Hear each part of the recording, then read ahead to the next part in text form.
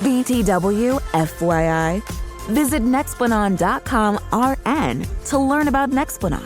It's an gestural implant, 68 milligrams radiopaque. Or ask your HCP IRL. Okay, TTYL. Do you love me, sir?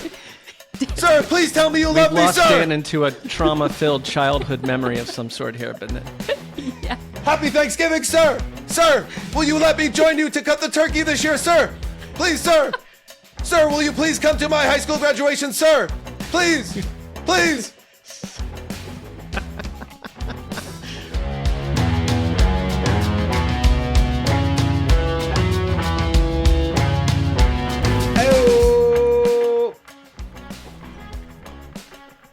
Heed the call, heeding that call.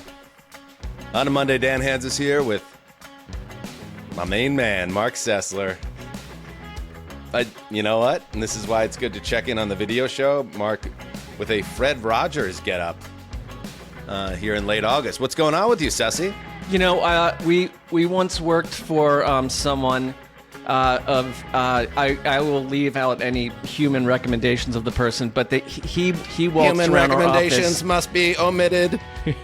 He waltzed around our office in a Hawaiian type shirt, and I've always felt that whenever I've tried to wear the shirt, it stigmatized it a bit. But it's a Californian type getup, correct?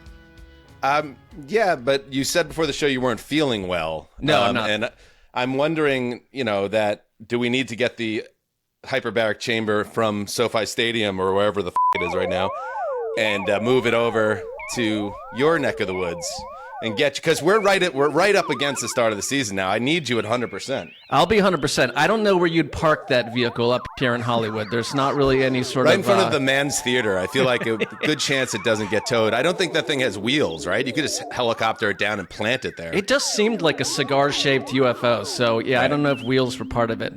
You're looking very fresh today, by the way, Dan.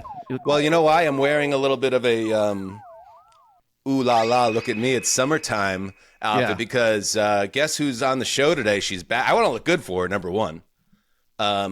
She's that important. But I also want to celebrate the end of summer. I just sent my kids off to school, first day of school. They gone. And this person joining us is going to tell us all about her summer vacation. Jourdan Rodrigue, what's up?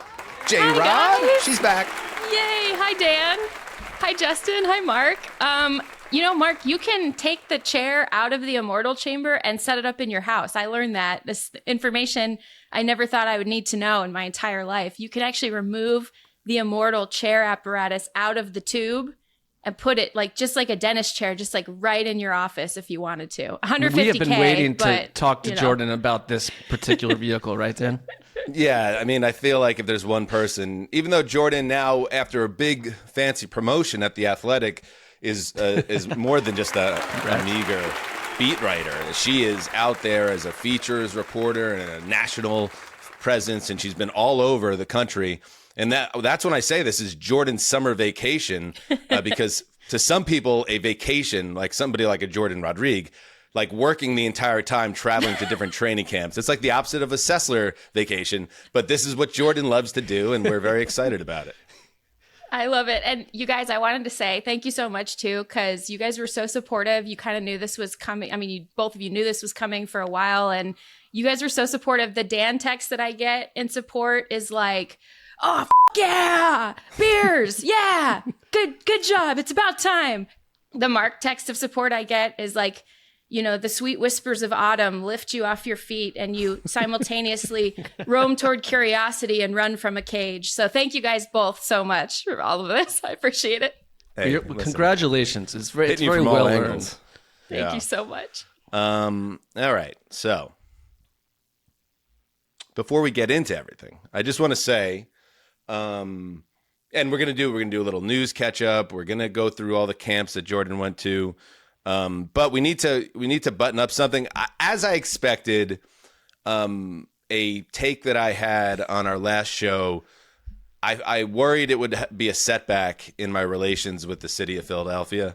It was a setback. So I wanted to, Jourdan, you're a journo, so it's like in the manner of both sidesism, you want to be able to, have that voice heard. And if that voice wants to get some, frustration off their chest, I am allowing this platform to be a safe place for that. So in a way, what a job by the old Zeuser.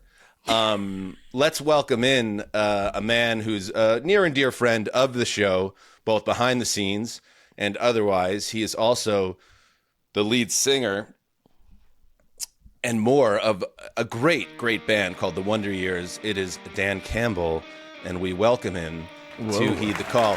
And I should add that Dan is also a diehard Philadelphia Eagles fan. Soupy, how are you, buddy?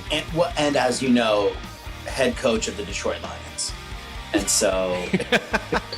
How does that work, by the way? I feel like because you are a Dan Campbell of renown, you're known, you're a national, international figure like Marc Sessler, but Dan Campbell, obviously, head coach of the Lions. Is it one of those situations where it's going to get to a point for the Wonder Years to headline Lollapalooza, you need to beat the shit out of Dan Campbell of the Detroit Lions? Like, how does that work? Well, first and foremost, I have some serious doubts about my ability to do that. What I will say is that Dan Campbell, head coach of the Detroit Lions, has no social media presence. I do, and because I am the singer of this band, I have like the little blue check mark, right, on my Instagram. And in my profile picture, which is small, I am a white man with a beard. And so there are enough people who will glancingly look at that after, let's say, a Detroit Lions playoff loss and send me myriad death threats. Oh. I get truly the meanest things in my inbox. That's rough. Here. And I think with 1 second of looking at my Instagram, you would realize this person's muscle mass is significantly different. And I was unaware that the head coach of the Detroit Lions also sang in an emo band and writes poetry. Like, it just doesn't quite. But people need to fire off their anger into the void somewhere. And I have unfortunately become that void. Yeah, that's... He should thank you. I mean, really, if anything, like the coach of the Lions should thank you for shielding some of the vitriol. I am a shield for him. I'm that meme of the soldier having all the things hurled at him, protecting the sleeping child. The sleeping child is the massive, burly head coach of the Lions. And I'll just say, for instance, your Twitter profile, great shot of you kind of looking into the middle distance, head against the wall. Exactly what I would think the lead singer of the Wonder Years' shot would look like. An artistic photo of for your background. Looks like a woman or a girl at the sea. And then underneath, the hum goes on forever, which is that a lyric of yours, Dan? I'm sorry. That was our last full-length album, was The Hum Goes On Forever. Okay. I have departed from Twitter, but didn't delete it because that feels like... Oh, I see. And so it has not been updated in recent years. Okay. Well, it does strike me as a line, because I do like that line, is something like Dan Campbell would say at the end in the locker room after the NFC title game. He's like, gentlemen, the hum goes on forever. It's a poetic head coach. Shit. Yeah. That's a poetic head coach. All right. So now I'm going to move out of the way, Dan, because obviously as an Eagles fan, you've reached out to me repeatedly to express disdain with some of my takes around your favorite team, including after Super Bowl Sunday. And if you before I turn it over to you, if you did miss Friday's show, we had a mailbag episode, and one of the questions was about who is the Dalton line, the prime meridian of NFL head coaches. Check this out. Which leaves one coach who I believe is the prime meridian of head coaches, none other than, drum roll please, yes, Nick Sirianni. You did it. Oh, no. And it was an easy one. The Philadelphia Eagles head coach. He said. What is the prime meridian? What is the Dalton line? The Sirianni line? He is neither a solution or necessarily a problem. All right. Dan, go ahead. First of all, I just want to say I'm not mad. Don't put it in the newspaper that I'm mad. I just feel that I need to come here to speak on behalf of my neighbor and beloved head coach of the Philadelphia Eagles, Nick Sirianni. And I think that What I want to get into here is I have these 3 thoughts I have to kind of establish the conceit of the exercise, which I think is important here. And so the first of these points is that this is a year-to-year exercise, the Dalton line. You're above, below status on the line, and you can correct me if I'm wrong in any of these points, anyone on the show. Your above, below status as it pertains to the line can change year over year. Football is a violent sport. Age comes for everyone. Time is a thief. At one point, Aaron Rodgers was so far above the line that he would not have known a line existed. This year, I would believe he's below that line, right? We are correct in assuming this is a year-to-year exercise. Needs to be reevaluated. Yeah, I think right? that's fair. Yes. Cool. Then I need to establish, of course, what the line delineates between. Historically, you have said that if you're above it, you are the guy, right? You're your team's guy. You're part of the solution. Yep. You're part of the solution. And if you are below that line, you are not. And I am of the belief structure here, and I think this might be one of the more contentious takes, that the line does not need to fall on a quarterback and should, more often than not, fall between 2 quarterbacks. Who is the last guy above it? Who is the first guy below it, right? Who is the last your guy and who's not? Like the and equator. I also believe that Dalton, Yes, Jordan, like the equator. like the Go on, Dan. I believe Dalton has ceremonial naming rights for this line of demarcation because he was so often Schrodinger's quarterback. With him, your season was both alive and dead. We didn't know, right? That is not often the case. And I think that oftentimes the line will fall between the 2 people. But am I correct in my understanding of that is what the line is delineating between? Mark? It's like the equator. Just like the equator. And then I think this is where the disagreement lies, right? Is my third point, which is what does it mean to be the guy? And to me, my reading of the guy here is that with this quarterback, or in this case, coach installed, your team is a competitor for a championship this year, or at the very least in the next few years. You are one of the handful of teams that has a shot, that has a puncher's chance at a Super Bowl. Then what I would say is being below that line means that you are an impediment to your team being a contender in this year or one of the next few. All of those things established. In a different time zone. All of those things established, Dan Hanzus. I have to Yes. ask a yes or no question. Oh, go ahead. Can the Philadelphia Eagles win a championship this year with Nick Sirianni installed as their head coach? Absolutely. Then he is above the Dalton line. Disagree. You don't. Hard if you disagree. agreed with those 3 points prior to it, right? About the fact that we reevaluated it year over year, because there are coaches that were above and are now below, and were below and now are above. If we agree that the line delineates between you having the guy or not, and if we, I get it. and if we agree that the guy means he's a part of a championship team, then he's above the line. You can say, I don't like the way that guy coaches. I don't believe his style is important. There are a lot of different styles of head coaches, right? That have won championships. You have hard asses like Belichick, or scheme guys like McVay. You have guys players want to play for like Pete. Nick, not your version of the perfect head coach, right? But the fact that with him installed as head coach of the Super Bowl winning Philadelphia Eagles, they are a contender for a championship, then he is, in fact, above the line. Okay. Well, listen, I'm not here to even push back necessarily on your point. I just wanted to give you, as an Eagles fan, a platform. I'll just say this. I wonder what happens if we have this same conversation a year from now. I wonder where you have him in this conversation. He could very much move, right? I mean, I think right now I looked at it. I made a list the other day when you said this, and I was like, where do I think the line is, right? And I think it's kind of right around this like Zach Taylor, Todd Bowles, Mike Tomlin section. But that's what I said too, Dan. Right? But I think that the difference is Mike Tomlin, who has won a Super Bowl in the past, right? So you would say that obviously he's done it. But in recent years, he hasn't shown the capability to do that, right? Like he has kind of been Schrodinger's head coach in the same way that Andy Dalton was. Is your season alive or dead? But Nick Sirianni in 2 of the last 3 years brought you to a championship. Well, listen. I just don't understand how you could say that I absolutely respect your opinion, and also knowing how you are, you're an analytical thinker. I mean, we know how you're the way you run your business and everything.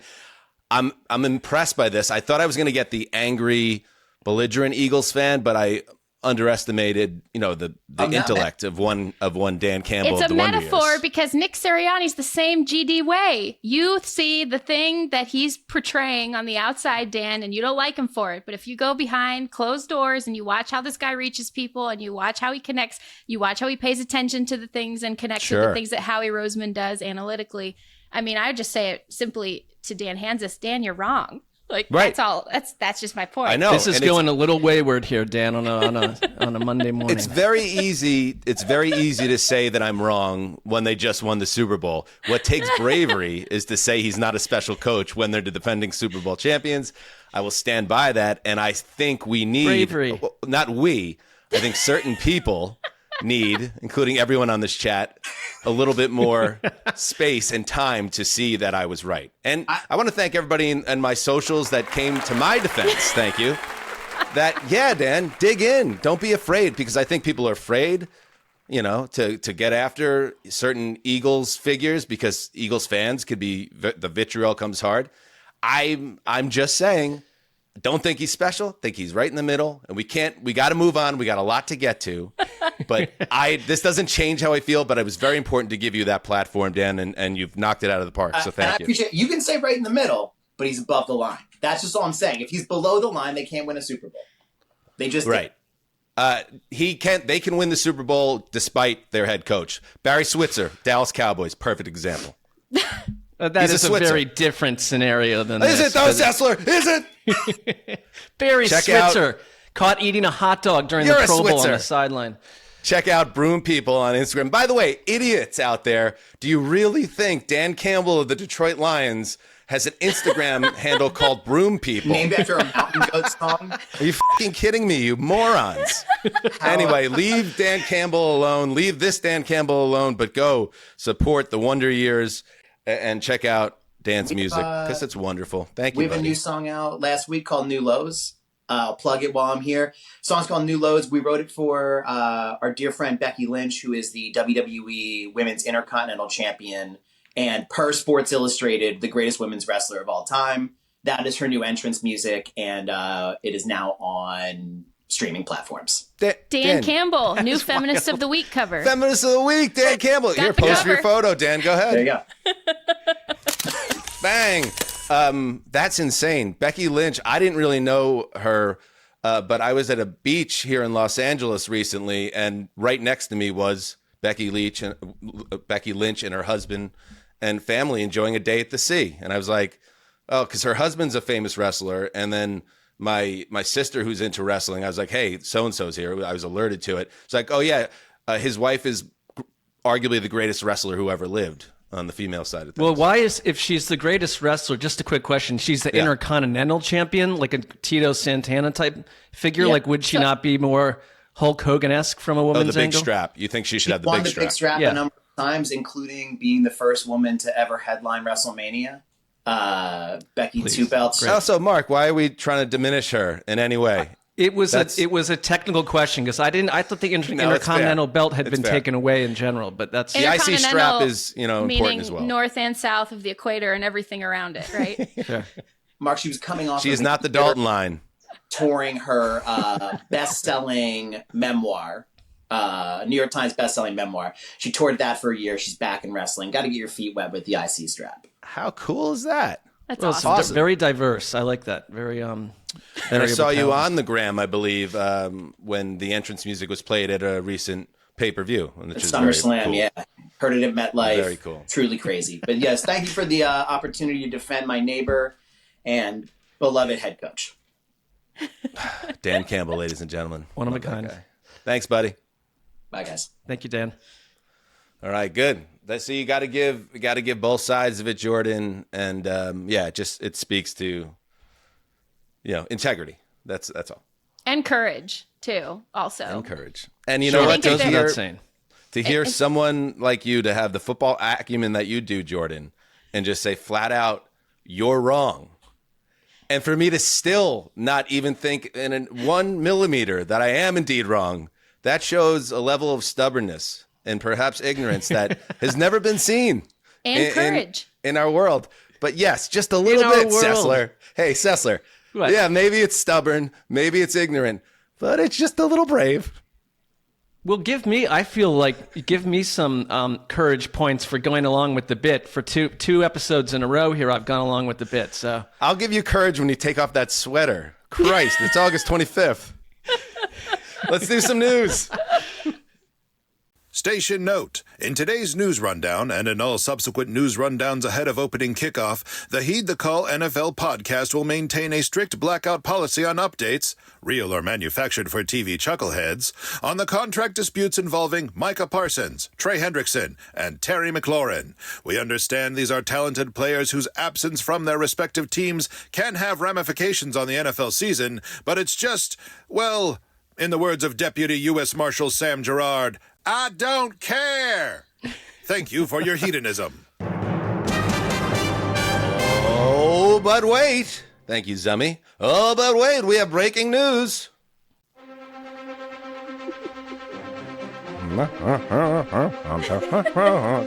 He's Tom Brokaw. That's what I said. The Commanders and wide receiver Terry McLaurin reached agreement Monday on a 3-year contract extension worth up to $96 million that will end his holding and get him in uniform for the regular season opener against the New York Giants. His agents confirmed to ESPN's Adam Schefter he gets $30 million in terms of a signing bonus in the deal. And that means that, yes, Jourdan Rodrigue, McLaurin will be with the Commanders as they look to build upon their surprise trip to the NFC title game.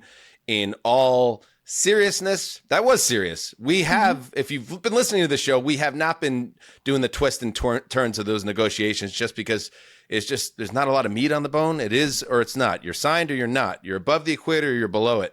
But now that he has signed, good, because we want to see these Commanders in full flight, Jourdan.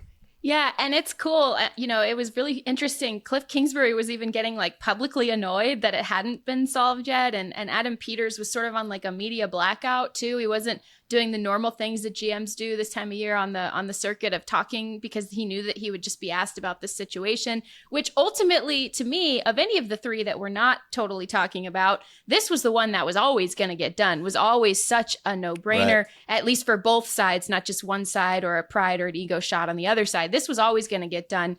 And I like it for all of them. They have their number one back. This guy could go in the Ring of Honor tomorrow because of everything that he's gone through with that franchise and how he's held the bones of it together the best that he could. This was the right thing to do, and I'm glad it got done.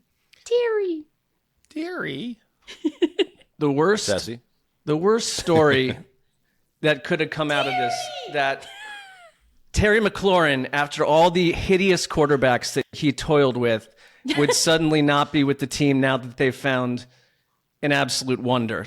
Yes, this was going to get done. To Justin's note in our news note here, he put a little bullet point that said, this is why we don't like talking about this shit while the dispute, in quotes, is ongoing, because 99 times out of 100, it ends like this. And it did, and it ended the right way. And there's none of this is dramatic or surprising because we knew it would get done. You put that in, Justin?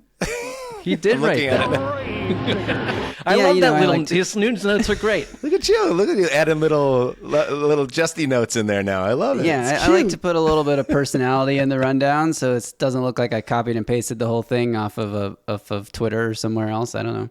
He's proving he's not using AI to build the rundown. I will say, editorial note, listening as I've been traveling all these weeks, listening to the show and keeping up on it, I have really liked how you guys have started to talk about what's going down in the Google Doc. There's a lot of personality. A lot of stuff happens in the Google Doc, and I'm glad you're starting to pull the kimono open a little bit. Yeah, we do like to throw that kimono open, and this is all I care about, because I do find the only thing I ever find interesting about this contract stuff is, where does he slot in amongst the WR1s in the league? So his average salary is now $32 million. It's the same as A.J. Brown, and I'm thinking about it, of the Eagles, and it's like, that's about right. Yeah. I feel like those guys are the same. Less than only Jamar Chase, Justin Jefferson, C.D. Lamb, DK Metcalf, which is like, okay, and Garrett Wilson. I think, and maybe Wilson's a little higher than he should be, but the Jets wanted to get that deal done. That all makes sense to me. McLaurin's a very good player. I believe he's 29. He should have 2 or 3 more, 4 years, maybe if they're lucky, elite years, if he could stay healthy. And to your guys' point, like when you have been through the shit, when you have a player that has been through the darkness, when you finally get to the light, it's nice to have at least a couple of those guys on the roster that really the fan base tends to really latch on to those type of players that were able to come up and finally see the good side of the game. So good for Terry McLaurin. And yes, but the other 2 players, I won't say them by name. Zemi handled it. You won't hear anything until they do that. Okay, that's important, and that's that. All right. Speaking of Dan Campbell's Philadelphia Eagles, not that Dan Campbell, the other Dan Campbell. It's so confusing. Our Dan Campbell. The Vikings are trading QB Sam Howell to the Eagles. It's a 5th in 2026, a 7th in 2027 to the Vikings, while Philadelphia gets Howell and a 6th in 2026. Hey, Sessy, your boy. Minnesota recently signed Carson Wentz. How about that? That's my boy now. Is that the way? I'm a little... Howell is obviously like a hot and cold operation. I'm a little surprised that an organization in 2025 is going with Carson Wentz over Sam Howell. Just a little bit, because I can see the upside of Wentz, but like to me, Howell was like, there is a variable operation there, and they move on from him. I guess I would have gone in the other direction myself. Yeah, I think so. This one, sometimes it's as simple as who has relationships in the building, and like it or not. And in this case, it's Josh McCown, the quarterback's coach, who has a relationship with Carson Wentz previously. And I think this is a part of a broader move to just get somebody who has tons of reps preparing for a long season of NFL games, less so because you want him to be on the field, more so you need somebody to show JJ McCarthy what like week 8 preparation looks like, how what it actually takes to get through the long arduous stretch of a season. And Sam Howell just did not look good in practice, and he's, like you said, Mark, he's been up and down, but the practice reps, you just, if you're not going to have somebody who can spot start for you, you just need somebody who is actually going to be a value add on some of the more like behind the scenes stuff. And he has the relationship with Josh McCown. A few more items here. Get you caught up today. Commanders are trading running back Brian Robinson to the 49ers for a 2026 6th round pick. Kyle Shanahan said Robinson will be the RB2 behind Christian McCaffrey. The Niners have had a lot of injury issues this summer behind CMC. The Patriots are reportedly via Rap Sheet shopping safety Kyle Duggar. Interesting. He's been a starter there the last 5 seasons. The Browns get rid of a quarterback, Snoop Huntley. He was picked up when they were dealing with some injuries on the quarterback side of things. Steelers rookie first-round pick Derek Harmon has a knee injury. As we know, he's expected to miss about a month, so he's going to be behind schedule in his first year. Never ideal, but he will be back. Cowboys activate cornerback Trayvon Diggs from the PUP list. He's coming off a knee from last year. And finally, the depth chart for the Raiders at quarterback was thinned out when backup QB Aiden O'Connell broke his wrist in last night and the preseason finale over the weekend. He's going to be out 6 to 8 weeks, start the season likely on IR. I mean, listen, there are frustrating ways to get injured. I cannot imagine a more frustrating way to get injured than to be injured seriously in the third and final game of the preseason. My goodness. Put him in a bubble. There are whispers that the Raiders may pursue Ryan Tannehill as well. So, ooh, we're still how old is Ryan Tannehill? He is, let's see, north of the equator. North of the equator, I think. Yeah. South of the Dalton line at this point. There were years, and he's 37. Wow, he just turned 37 in July. I think he came out a little later, back in the day. There are certain players that did challenge for the Dalton line over the years. And I don't know if Ryan Tannehill ever was the guy, but I always liked that if he ever was, we had the name locked and loaded, the Tanna scale. I always liked that. He was always in that conversation, I feel like. All right, let's take a break. Let's stop right here. We'll take a break. And when we get back, Jourdan Rodrigue summer vacation. Here we go. Stay right there. Calling all hedonists. If the big show 3 times a week is not enough, you have patreon.com/heedthecall with all the bonus content you could ever imagine, starring one Marc Sessler. We've got Rolling Thunder coming up down the road. We've got our Friday Fun Show, which is an absolute blast. And Dan, I know you got something special coming up, too. Oh, yeah. Oasis has come back to America, and me and Bob are going to be there, boots on the ground. And, of course, the Throwback Podcast has to tackle that topic. So we have a very special Oasis Live 25 edition of the Throwback Pod coming up next week. I mean, what else could you ask for? Sign up for the Patreon. Be a hedonist. Be a part of the solution. Help Mark. Help Mark. He needs it. These are sexy times. All right. Back to the show.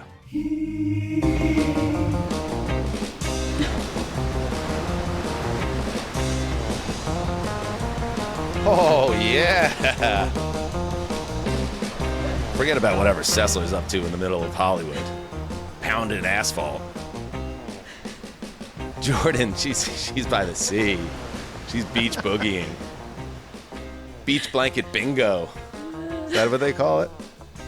But she's also traveling all over America with The Athletic, getting a real look at all the teams that matter in 2025. And now, as she rejoins Heed the Call, we're going to get a little camp reports, what Jourdan Rodrigue learned on her summer vacation. Jourdan, what an exciting seg we have today. I'm so honored. This is so cool. I normally, Dan, when I'm ripping around, in my off hours, sometimes every once in a while I'll send you a voice memo about kind of what's going on around me, or what the situation is. This is I need to put this backing in it now. Like, this is better. Trying to keep a straight face as you're doing this. I usually think when Jourdan is walking around, I usually imagine there's like tears welling in your eyes, just admiring the so much beauty around you. It's hard to even. But you gave her. There was a recent voice memo. It was just like, I almost stepped in shit on the sidewalk. As a tear ran down your cheek. I just thought you'd want to know. It's the duality of Yes. man here. Yes. I just thought you'd want to know. I love the duality of man and woman. Yes, of course. Cover's already taken this week, Dan. Sorry. Oh. Ow. Soupy Notice Mark deserved didn't it. speak up. Notice Mark didn't speak up there. Equal Mark's in the deep dualities. distance. They're equal. All right, let's get to it. I want to say one thing. If you want to watch this on YouTube, which you should be doing, Dan has just spent the last 3 minutes doing the beach dance, Beach blanket bingo. Beach blanket bingo, Annette Funicello type scenario over there. So it's been quite a visual. I'm wearing my little sporty boy beach shirt, and it just feels right. By the way, as I understand it, Jourdan, that there are some various figures in the NFL that had reached out that are fans of our show during your summer journey. Yeah. Oh, I've been so excited to tell you guys. So when I went to a bunch of camps, and when I was in Minnesota, and you see I rolled the O a little bit too. I'm nailing it here in Smart. and I was doing some stuff with their internal media team, and they do the really cool behind the scenes documentaries, and worked with some really awesome people during that time. And I had someone come up to me and say that they are a hedonist and that they listen to Heed the Call. And it was so cool. And I was so disarmed and taken aback. I didn't cry, Dan. But we got to talking about everyone on the show, and they passed along some compliments. They said, Dan, you're doing such a great job hosting the show, and that your hair still has the hair, right? And that Justin, you're making the show into an actual future version of sports broadcasts. And they love how you're putting everything together and all the new colorways and everything. And they loved Connor's Mark's contrarian takes, even though they're like a little bit crazy sometimes. They get a kick out of them all the Gets time. the people talking. I just thought it was so nice to have that so feedback. cool. I love. It's like when we put in the work on the show to get it's you know, there's a measure of pride, right, Mark? What it's a just stirring report that was. What do you mean? What are She you did a talking nice about? job. What? You know, the minute it began, I knew we were going to go. We're going to name everyone that's ever been attached to the production except for the person speaking at the moment. Oh my God, Mark, I didn't name you. Wait, let me check my notebook. Hang on. I'm sure I have it somewhere in my notebook. Hang on. Keep looking. Hang on. Hang on. She's going to notebook 2. Hang on. Wow. Mark, it's almost I disrespectful. think I almost got to it. Hang on. Sessler, your name's on the show. This is unbelievable. Hang on. I'm taking too much time, Mark. I'll look for it. I Yeah, promise. if you Yeah, whenever, you get if back you, to me. Yeah. All right. But it's great to have you, Jourdan. And in all seriousness, let's hear about it, because I'm counting these. And it was a little bit reductive, Mark. You're not the only one that gets a little bit reductive. I thought of like who I am as a person that like I texted Jourdan privately to congratulate her on when you've gone to 1, 2, 3, 4, 5, 6, 7, 8, 9 camps in the summer. What I texted her, Mark, was I congratulated her, because once you're working for an outlet, and a high profile outlet like The Athletic, and they're sending you all over the country, that's like the top tier of being an NFL reporter. And Absolutely. then Jourdan comes on our show. It's like, yeah, you know, Dan does it his way, which is like, hey, let's get a fucking beer.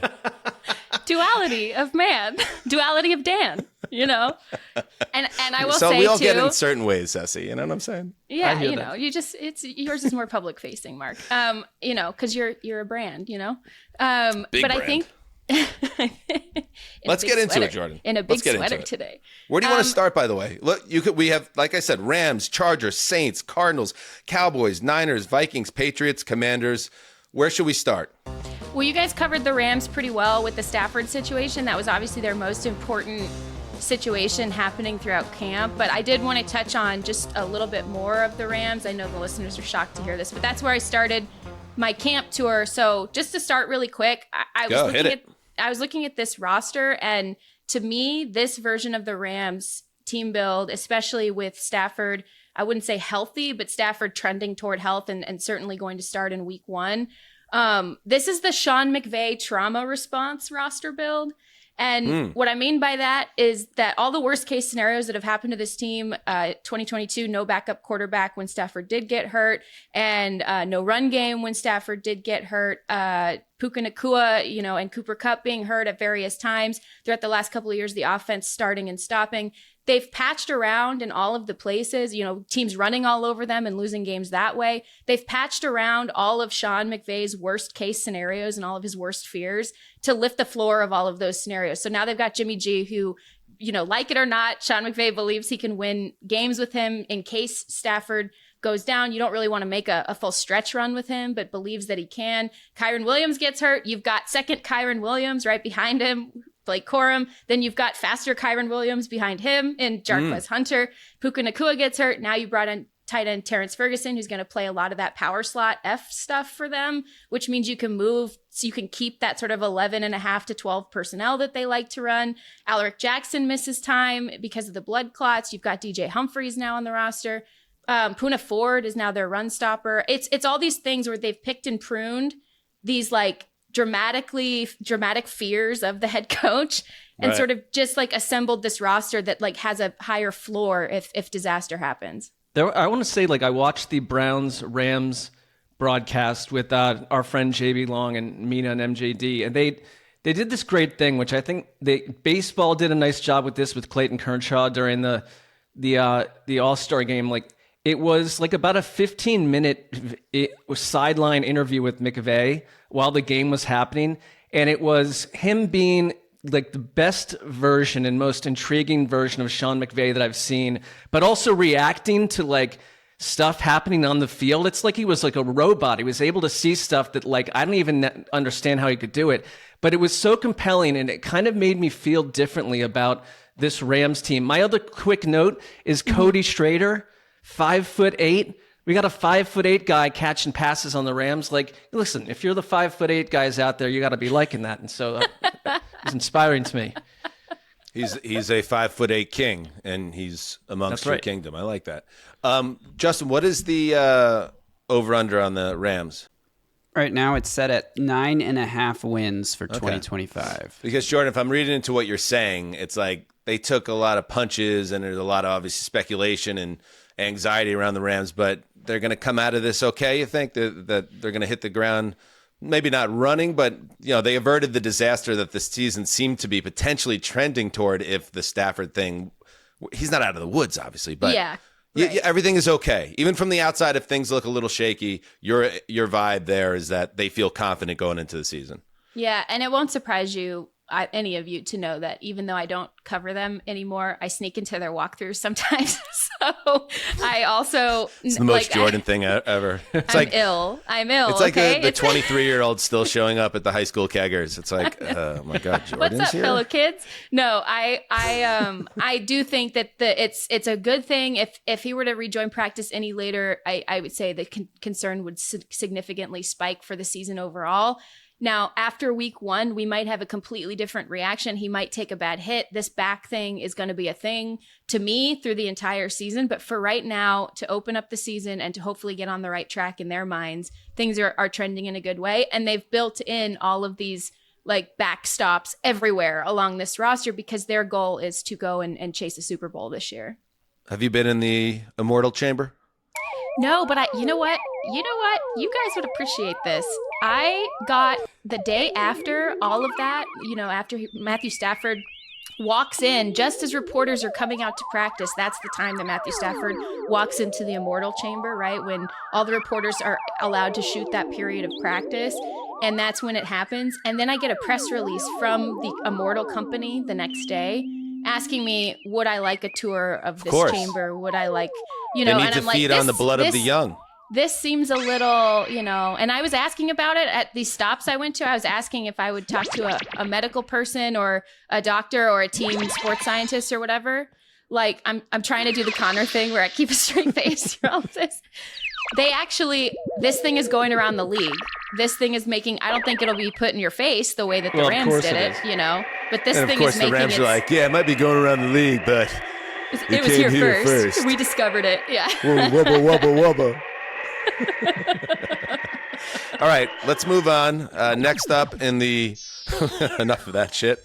Up next on the I thought Jourdan I could do Rodrigue summer tour. We're heading to El Segundo, Mayberry by the Sea, my hometown. I know. Talking about the Chargers. And one of the best breweries of all time, El Segundo Brewing. And also a town that I texted you, Dan. You have to pick the right song, put the right song on when you roll through that town because of how picturesque it is and how like 1950s but more progressive beach town it is, right? I like that you added but more progressive. Thank you. That's a compliment for you there, Dan. You've chosen to live there.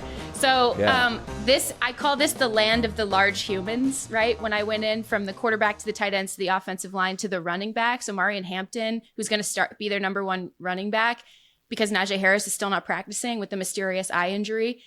Omarion Hampton. It's not mysterious. A firework exploded by his face. Right. What's mysterious is what actually happened. Like nobody's. Oh, right. Yeah, but like Omarion Hampton. I could tell you, Jourdan. I could tell you, a firework exploded by his face. Yeah, and that's usually bad for holes I just don't in the want to head. picture it. Tends to be. Yeah. I just don't want to picture it. That's all I'm saying. Yeah. I just don't want to picture it. Me and Mark were in the newsroom in NFL media when Jason Pierre-Paul literally exploded his own hand. Ugh. And if that does not tell these guys you can't play with fireworks, nothing ever will. But anyway, seems like a cautionary tale. Yeah. We digress. Take a look at JPP's hand. Go ahead, Jourdan. Sorry. Yes, or don't if you would like to keep your peace on this day. Okay, so what was so striking to me was like how like physically imposing and massive this entire team is on offense, from their skill players, even the like speedy, shifty, like sort of rookie that they brought in, Trey Harris, who's supposed to play a number of different receiving roles. By the way, got some real stuff to him. Like, this kid is going to ball this year, I think, if they throw the ball, which they might not. What do you mean by that? He's got some stuff to him. He just has this like he just is everywhere he needs to be. He gets off the line really quickly. He's so he plays so assured, even though he was a rookie fitting into a very low pass volume offense. And he moved around a lot the day that I was there. And that told me a lot, because if you're giving him more to do, that means that you're going to depend on him a lot. And he's really showed up in the preseason so far as well. And I just think that he's going to be someone that Justin Herbert, when Justin Herbert does get a chance to throw the ball, is going to love throwing the ball to. And he's a versatile guy that they can move around a ton. They're still going to depend on their tight ends too, but like even he is built like pretty solid. You know, this is a team that wants to like impose its will, to the point where my favorite thing, and I've been waiting to talk to you guys because I had to get you guys' reaction to this guy, Scott Matlock. Yes, Dan, a third Matlock has entered the scene. Not Lady Matlock. Well, you make your own decision on that. And so Scott Matlock is their fullback. He plays both ways. He plays defensive line. He's almost 300 pounds. He plays defensive line. He plays fullback. Oh, he hell plays yeah. on special teams. And he wears a black jersey at practice because he is in a unique unicorn position. He's the only player on the field wearing a black jersey. I will say, on the other side of the ball, really, really, really excited to, because these guys like really clashed. And Scott Matlock was all over the field. And he was like one of my most favorite players to watch all training camp. It was so fun. Can I say that what we're seeing here? I'm sorry, the name of this gentleman again? Scott Matlock. Scott Matlock. Yeah, Scotty Matlock. When you're a ginger, right? I like when a ginger, especially an oversized ginger like a Matlock, just goes for it. And he's like, I have a defining feature. My hair is orange, right? Grow out the beard, grow out the hair. Got the big bushy red eyebrows too. Let those grow. Let them connect. Liam Gallagher them. Just go for it. Just lean into what God gave you. Scotty Matlock for the win. And Dan, you said not Lady Matlock, and Jourdan said that's for you to decide. I will decisively let you know this is not a lady. This is this male. one feels pretty clear cut to me. But listen, we're we're progressive people. We don't make any judgments. Very much so.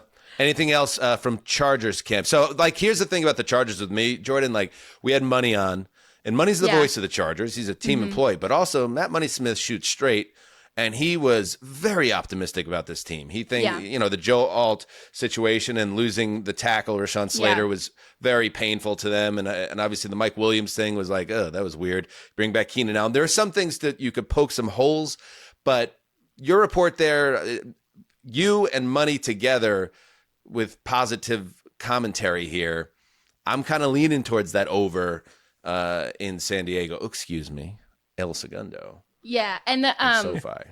You can't, like, it's very much on my radar losing these players because obviously, I'm there early in camp, and then Rashawn Slater goes down a few days later. That's awful. My radar was up on Mekhi Becton as well, who missed 3 weeks of camp, and he was supposed to start at guard for them. So their offensive line went from being a real strength to being a question mark, and that's not insignificant.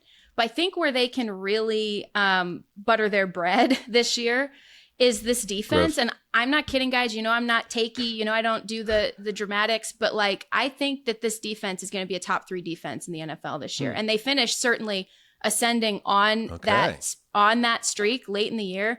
Dion Henley is going to be a player that will become, in my opinion, a household name this year. He's somebody who is like that dude in the middle of this defense, who I think should have gotten a little more pop in these votings and awards and stuff last year, but it's the Chargers, and so nobody was really watching him.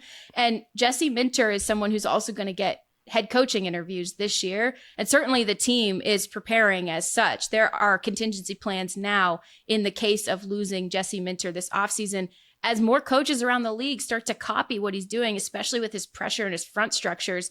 He outcoached an underperforming group last year, or an under-talented group last year. And now this year 2 in this defense, I just think they're going to put a hurt on somebody.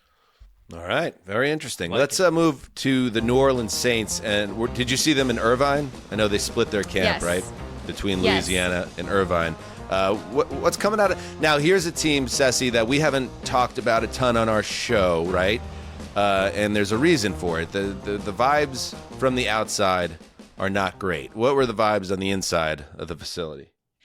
I will say I was pretty surprised because this is still clearly a team that was searching for answers at quarterback. There was a pretty even rotation between Tyler Shuck and Spencer Rattler and Jake Haener at the time. Shuck and Rattler, to me, on the day that I was there, pulled ahead. They were playing some pretty competitive 11-on-11 drills and red zone stuff at that time. And to me, Tyler Shuck, and talking to the beat reporters there, Tyler Shuck had one of his better days. To me, it's like a two-man race between those guys, and they still haven't figured out who it's going to be. I mean, we could all speculate. It could be Rattler, Shuck's the guy they drafted. It could be any of these guys, but this is still very clearly a team that this late in camp doesn't have a definitive answer at the position. So barring that is the main thing about this team. And as much as it's like annoying to keep talking about it over and over again, if you're people, in New Orleans, this is the number one thing about this team. It will be the number one thing about this team under Kellen Moore, former quarterback himself, who, until they get this situation figured out. I will say, I think they've got some pretty good skill guys. The receivers, at least their top two, Rashid Shaheed and Chris Olave, I think are pretty solid. I really still like Alvin Kamara with this run game. And this defense looked so much better than I expected it to. And I came in skeptical because I covered the good year of Brandon Staley as defensive coordinator. I covered the crash and burn of him as a head coach of the Chargers and the defenses that were at the bottom of the league year over year. And going out to Saints camp and listening, what I always do with these guys who come out of this Fangio system is I stand behind the DBs at practice, right? That's the thing you're supposed to do, because you listen to how they communicate with each other, and then you can understand how much of this defense is installed and how well they know it and how energetic and confident they feel. And Justin Reed is there now. And this is a defense that has badass capabilities. And it kind of stinks to think that, okay, maybe they could be sunk down a little bit because they'll have to be on the field a lot, it seems like, with this offense until you figure out your situation at quarterback. What was your take on Kellen Moore? I mean, experienced coordinator, but not that far removed from just being a player himself, and now a first-time head coach. I always think it's interesting to go to camp because you can really see the intensity of practices and how the coaches are split up in their duties. What was your take on the coaching staff and Kellen Moore weeks into this journey, into this summer? Yeah, it was interesting because when I went, the defense was kicking the crap out of the offense, right? And this was low red area, this was not, and Demario Davis was running around yelling, they can't get into the end zone, all this stuff. And this was, Kellen Moore just kind of stayed even. He didn't really change. He strikes me as somebody so far, and then being around him a little bit, when he was in Philly, he strikes me as just somebody who is very even keel, and he vacillates toward the positive, not toward the negative. So I would say that there's a lot of coaches that try to stay even keel, but when going gets stressful, they vacillate toward the negative. They get shouty. They turn, really intense. You see the different veins start to emerge in the necks and the foreheads. But with Kellen, he just strikes me as even vacillating positive. And I think his players are responding to that in a way where I expected much different vibes out there than I actually felt. Even with all the questions and lack of clarity on the offense, at quarterback, it just felt like everybody's very realistic about where they're at right now with that. And it was like a freedom that comes with that. We actually are addressing and looking at the problem. We're not just not talking about it and pretending that we're still going to be, this team when we're not, kind of a thing. I like where we're at, and this doesn't surprise me. But so far, I'm feeling more optimistic about all the teams that we've talked about. And well, I mean, I would like, before we get to the end of this exercise, for Jourdan, just we're going to tee up a team, and it's oh man, this is going to be dog shit. I'm hoping that happens, but also I'm understanding that perhaps it's probably not going to happen. But one can dream as we move on in the Jourdan Summer Tour. And Zumwalt doesn't want it to be this team. How about the Arizona Cardinals? Yeah. As Beach Blanket Bingo came to Glendale and the surrounding territories. Yeah, another land of the large humans, because we know. Talk about them. No, Jay, it's all right. It's a preview. He was like DMing me too. I had some coverage out of there, and I wrote a feature about Trey McBride, who's just an absolute star. And Jay kept DMing me on Instagram, being like, "Okay, enough." Jason is breaking into your DMs. Yeah. Do you want us to tell him to stop? We talk. We talk. I met him Okay. at the Heat House. Yeah, we talk. We go. True. Both Arizona That's kids. true. You know, We had a great time at the Heat House. Zumwalt and Rodrigue under the same roof. That's right. yeah. Okay. It was- but if it it was becomes great. too much, let us know. We'll reach out to him. Okay, good. I'll send a signal or something, some sort of like a, at the bar when like they find a hand signal to give to the bartender to say like, help me get out of this situation. Right. Get me Like, out of this situation. Yeah, I'll do I'm that. sure I'll Jason do will that. love that characterization. Okay. Go on. The Arizona Cardinals. We won't be hearing about that. This is like the biggest question again is about the quarterback. And I think that it's because Kyler Murray has such a high ceiling at times and such a low floor at times. I really liked when a listener wrote in to us and suggested him as the Dalton scale quarterback, because the more I think about it, the more I agree with that.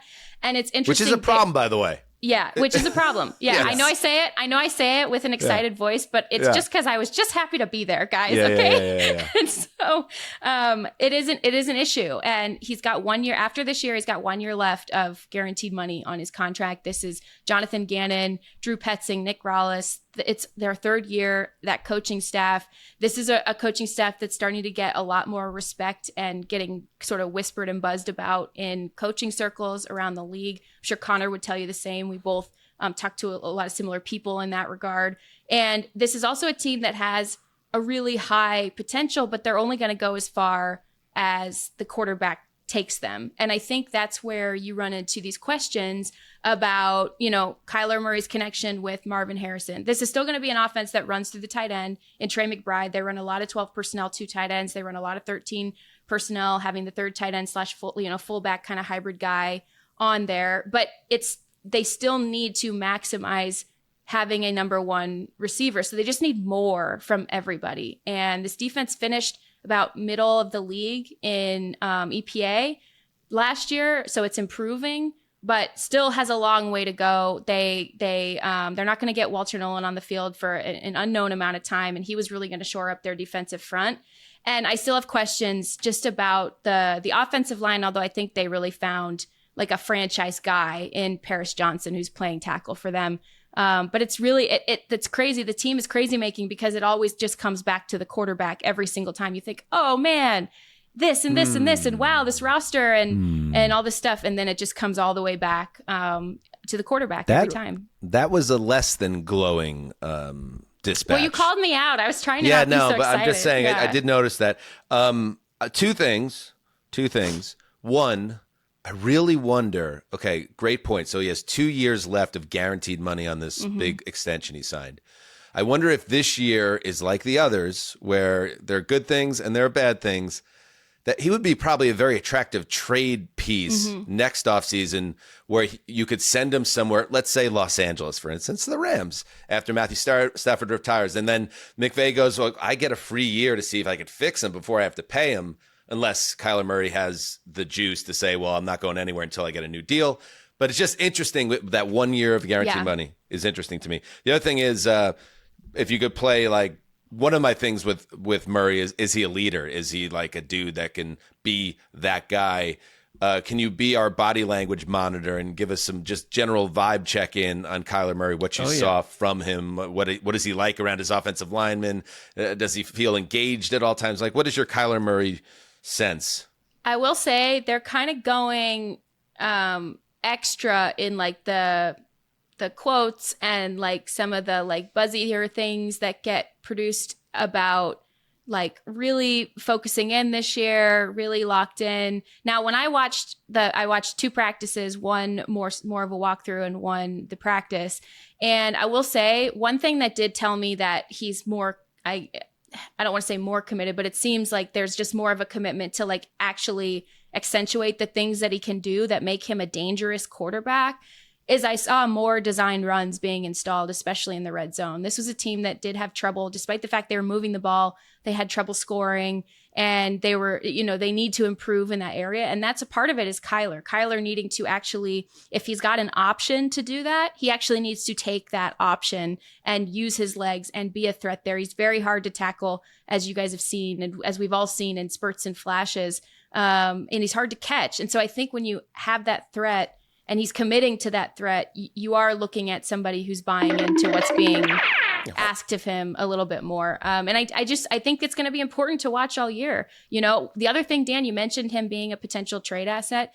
The sneaky, big move that they did this offseason was bringing in Jacoby Brissett as his backup, Jake Brisket. Mm-hmm. And I talked to Jacoby for a while, and Jacoby is one of the most confident people you'll ever meet, and he Great knows backup that QB. And he believes he could still win games for a team in the league.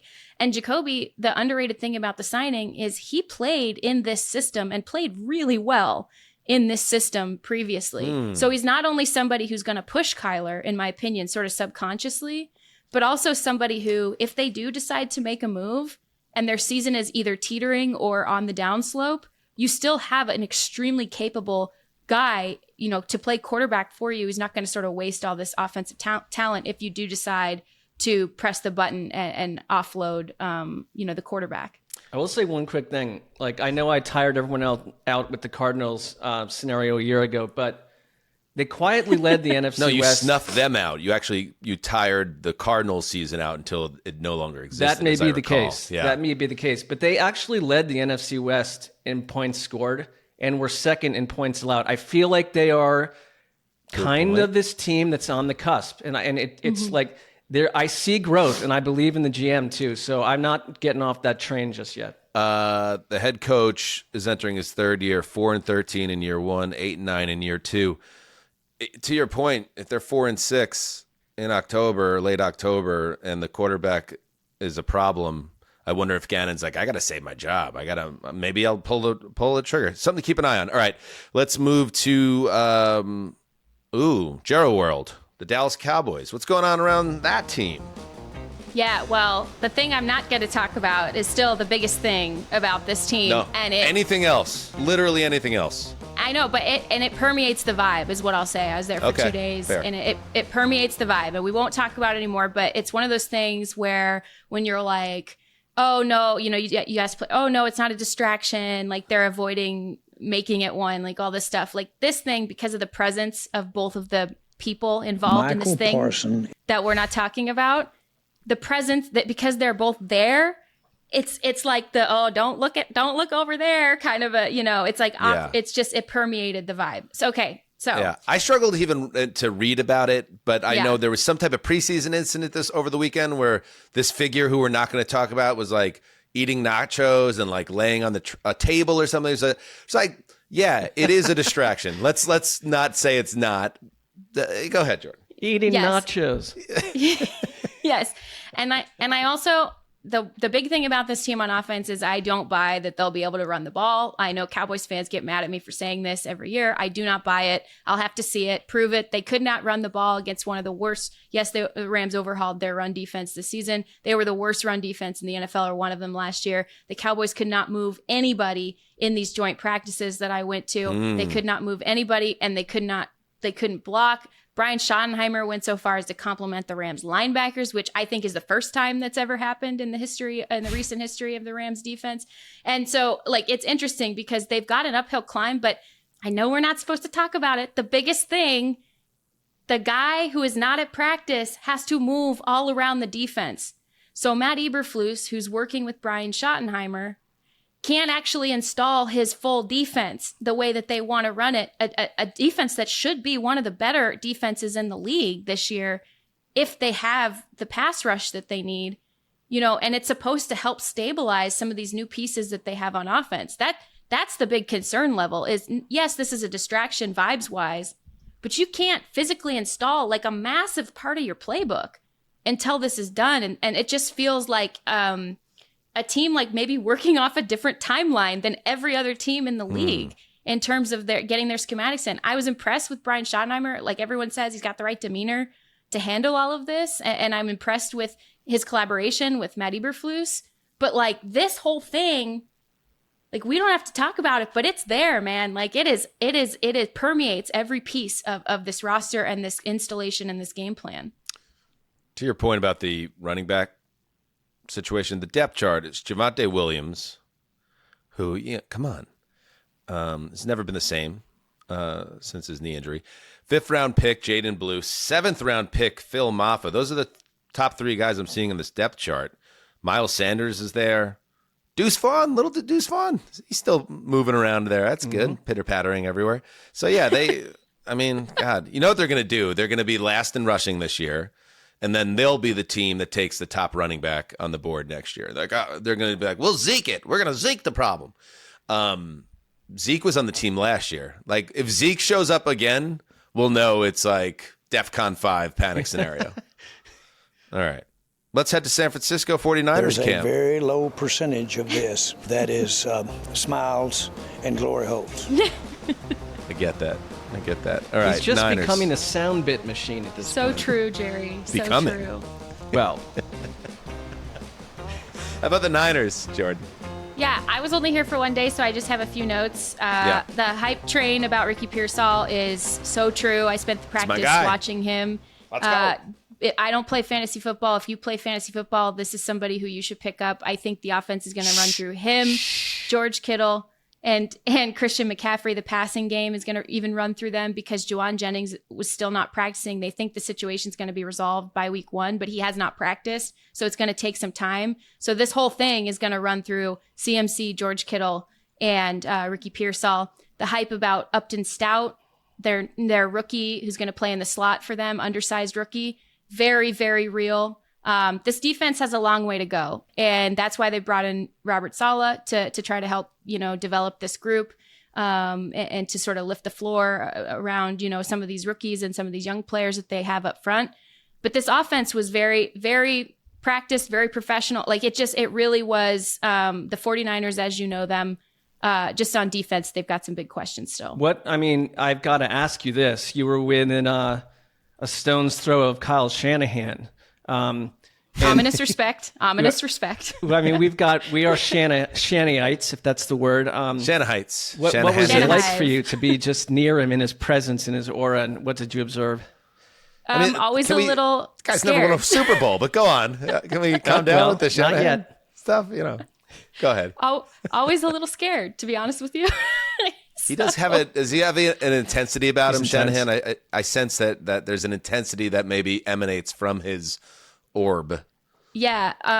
Anytime you're like on a field or like talking to him, more in a public setting or whatever, there's like a force field of like ominous respect kind of thing around him and intensity, like you mentioned. But then when you kind of get him off the field, he's like just kind of a dude. Like he's fun to talk to. So. Yeah, his dad was Mike Shanahan too. Intense gaze. Intense gaze. Yeah, he's like, yes, sir. Merry Christmas, sir. I love you, sir. I love you, sir. Say it, say it, say it. Yeah, but Ricky Pearsall is kind of the receiver. Kyle Shanahan was like, if only I could have almost been that guy. Yeah, you're right. That's interesting. Yeah. Ricky Pearsall, I think he's... Do you love me, sir? Sir, please tell me you We've love me, lost sir. Dan into a trauma-filled childhood memory of some sort here, but then... Yeah. Happy Thanksgiving, sir. Safe word, Dan. Sir, will you let me join you to cut the turkey this year, sir? Please, sir. Sir, will you please come to my high school graduation, sir? Please. Please. What? Sir, I need this, sir. Sir, I need this, sir. You can imagine it, though, right? Yes. Sir, will you please have a catch with me, sir? All right, I'll stop. Oh, my God. I'll stop. Should we go? Let's move on. The Vikings. Yeah, I think Joe from Stranger Things, a.k.a., J.J. McCarthy, was like the... Oh, yeah. I know exactly what you're talking about. See it? Yeah. Or Steve. I guess That Joe guy. is his band name. Yeah, Steve from Stranger Things.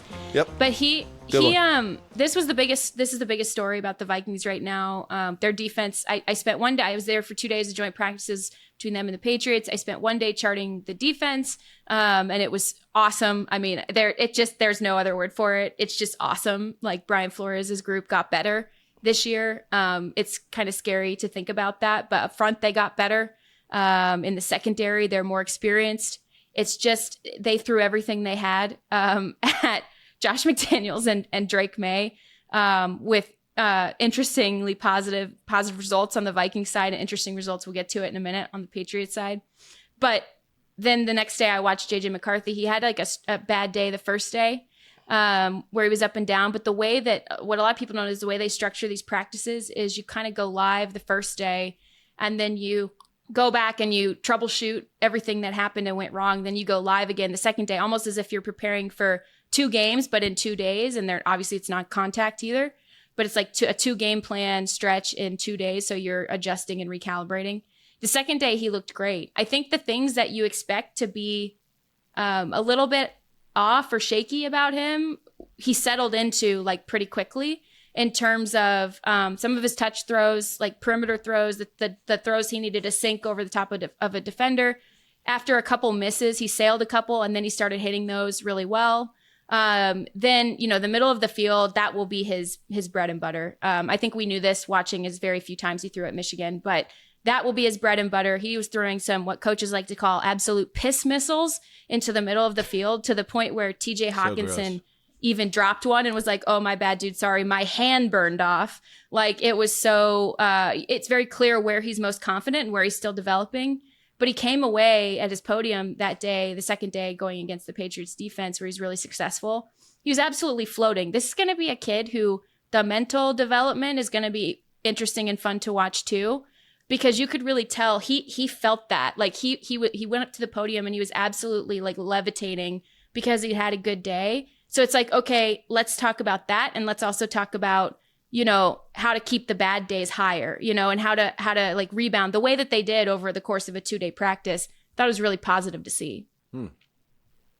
How about from a leadership angle? Because he's having to step into that, and I think last year obviously was really tough for him to be kind of in absentia in the outskirts and not really part of probably the team process. Like, how do the other players respond to him? Because he really seems like a great, almost like, I don't want to say Tom Brady-esque because that's sort of annoying, but like there's just something about him where he's like, oh, you're a quarterback. We get it. Like, do the other players, have they glommed onto him already? Yeah, he seems like he fits right in with everybody. And this is a team where there's like a lot of guys who are a lot older than him and have played a lot of football together. And then what people also forget about the Vikings is this is a team within a team underneath the umbrella of Kevin O'Connell, because the defense is a living entity by itself, coached by Brian Flores. And that's why they brought it in, was so it could become that, it could evolve into that. So for him to have the respect of the defensive players and for him to be somebody who they're complimenting and they're appreciating how he goes about his work and how he's practicing, how he's coming back from tough practice days to have strong practice days, like that was the most telling thing to me, because this whole defense, like I said, it is a team within a team. And Kevin O'Connell, I think, is one of the few people in the league who can hold all of that together in a really functional way. And make them more competitive from it, because in a lot of places that just wouldn't work. But when you have a quarterback who gets along with everybody and leads, and you have a head coach and a defensive coordinator who have this collaboration the way that they do, you're able to get away with it in a really positive way. And I think that's going to be kind of the story of the Vikings this year. Okay, Jourdan, I know you have to go and get to your other duties as a professional football writer. So we have 2 more, Patriots and Commanders. Do you want to just throw out a couple nugs before we say goodbye? Yeah, we kind of already got to the biggest Commanders thing. That's the story. But I will say Deebo Samuel is someone definitely to watch in that offense as well, because Terry McLaurin was not practicing the day I was there, obviously. Deebo Samuel was doing everything. He was coming out of the backfield. They were sending him down the field for deep throws. Like, he was doing everything, and he looked good. He looked like him and Jaden Daniels have connected well. So the Terry thing has been the most talked about thing, and rightfully so. But Deebo's sort of confidence and like building this emergence. This is still going to be a 12 personnel team. One player who I want to shout out that should get more attention league wide but won't, because he's a second tight end, is John Bates. He's like the best blocking tight end in the NFL right now, and he allows them to stay in 12 personnel as much as they want. So they really only need Terry and Debo to be good because they've got Zach Ertz and John Bates. And then on the defensive side, keep an eye on Johnny Newton, who they really need to take another step forward in his second season. I remember him. And he looked good. He looked like he's ready to help shore up this defense. He had the foot thing last year, right? Yeah, and that harlot, you know. Oh, the Scorpion woman. And Liz they need to like not depend so much on your linebackers to stop the run. So they really need him to be the presence that they drafted him to be. All right. And the Patriots. Travion Henderson might be the offensive rookie of the year. Oh, okay. Okay. Yeah. Okay. I mean, she said it. Okay. And you guys know I'm not takey. Feel like I've been a little takey on this show today. I'm not takey normally, but watching how this rookie running back picked up Brian Flores' pressure. Now, I will say they sent the house after Drake May. He was embattled all day. At one point, his second day, it was like 7 sacks or something like that. But for Travion Henderson's part, for what his responsibilities were and his outlet, being the outlet and all these things, he's going to be on the field for every down. He can handle the pass rush. He can handle the pass protection and the blitz pickups and all of these things. And he can pop a big play like at any second. He took a wheel route for like this one of 2 touchdowns the Patriots scored the entire day. And this is like a big player waiting to happen. And he's also got this like sort of star material. I was talking to a coach about him for a while. Star material, somebody who's on a team captain track for them after he's a rookie. Like, this is a player. They really found a guy in this player. And I think he, not only because you're looking at a receiving core where like Mac Hollins is probably going to have a big role. Stephon Diggs is probably going to be more of the underneath outlet guy early on because of the recovery from the injury. So you're looking at like a dependency on him too. You're going to need him to be exactly this guy. So I expect high volume for him early. And that was a huge impression that I got from watching that offense. That's that feels like the missing piece for me anyway. Like, there is a lot of optimism around the Patriots, and it's like, okay, but what, especially on the offensive side of the ball, like what is there that's going to make them special beyond Drake May's potential? If they have a game-changing rookie running back and pair him with a quarterback who's going to be able to make enough plays, then the offense gets feisty, and then I'm with you. Then I could see this as a team that can make the biggest jump in win total year to year in the league. That's very spicy, Jordan. That's not a hot take, but that's spicy. It's hotter than I'm accustomed to putting, myself. Which is why, Mark, we should value it. Like, people should listen to that and value it more, because this is not coming from a hot takes woman. This is someone who. No. Very cold takes. She's an icy woman. It continues to blow up your fantasy draft, Dan, because I think it's just there's too many nuggets here. If your friends are listening, your neighborhood friends. Yeah, there was some pushback on the old fantasy thread that I had made some of those comments. Some people thought it was presumptuous that I would think that, or presumptive that I would think that they are like, how do I get inside Hanzus' head? Like, okay, fair. I can't imagine why that would. The guy who covers professional football for a living? But it's like, but then again, like, this is also the same podcast where, like, what's inside Hanzus' head? Beer, pizza, hot chicks, guns. Strawberries. Strawberries. All right, Jordan, thank you so much. You're the best. Guys, people that I were like, you. Where's Jordan? Jordan will remain a part of the Heed the Call family. Oh, yeah, always. But you just have to wait a little bit longer for her visits, because she's a very busy and very successful woman. But I look forward to grabbing that beer with you. Beer. You know what, Mark? You can come too. Justin, you live in Texas now. But congratulations on your upcoming all of that. Yes, Justin. Thank you. That's it. All right, coming up later this week, we go around the AFC and NFC, our annual tradition. So make sure you're there for that, and check out the Patreon and all the extra stuff on that side. Till next time, do what you must. Heed the call. Thanks, Jordan.